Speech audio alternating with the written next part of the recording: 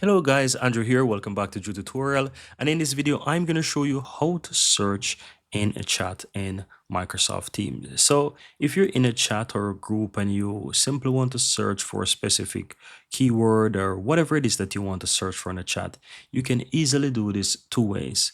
One, you can look to the upper right hand side of a chat and you will find the search icon or the find icon right here. It says find in chat. If you click on that, it will open up the sidebar here where you can simply search for a specific keyword, even something with attachment inside. You can go ahead and do that and you can search.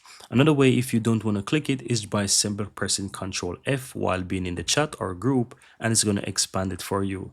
And you just need to go ahead and start typing whatever you need to.